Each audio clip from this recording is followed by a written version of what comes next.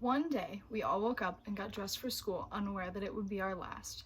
2:20, the bell rang, and we never came back.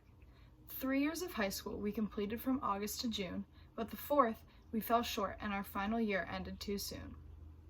5 times we were supposed to have senior breakfast, but at 6 feet apart, we were told to social distance.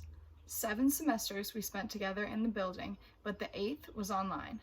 9 school dances we thankfully got to attend, even if the last was in July. 10 unexcused absences were saved for senioritis in the spring and never used, and when 11 days of spring break started to multiply, that's when we really got confused.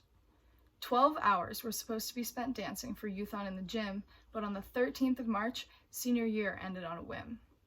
14 spring sports teams never got the chance to take the field, and on April 15th, we were scheduled to return, but the governor of Pennsylvania said our fate was already sealed. 16 times the mod bell could have rang each day, but there were 17 cases of coronavirus still here in May. As 18-year-olds, we thought school would remain the same, but instead, COVID-19 was to blame. I've simplified the remainder of this school year into one poem.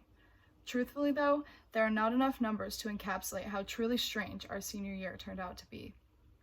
Our vision was clear for the second semester, clear like 20/20 vision, some may even say.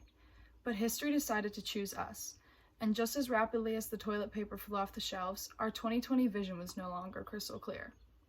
Looking back, we can't help but wonder about the things that should have happened. Who would have won the pickleball tournament? How many more pencils would have been slingshotted into the ceiling of the library? Who would have defeated their spork target with a risky do or die? And how many more Roni rolls would we have consumed? It's easy to visualize these things coming to fruition, which ironically enough is why I've realized that maybe the senior year we had pictured wasn't so clear all along. More important than the answers to those questions, though, is the powerful lesson that we all learned in the absence of the last few months of our senior year. We can always see the past, but even the foreseeable future is never quite so clear, despite the fact that the year is indeed 2020. We can't predict what lies ahead, but that's okay, because I know that we're prepared not only to cherish these remaining moments of our senior year that we have to end, but we're equipped to embrace everything the future has to offer with profound appreciation and a renewed outlook on the time to come. So my fellow seniors, I will conclude my earlier poem by saying that, last but not least, 20 was our graduation year that was honestly pretty beat.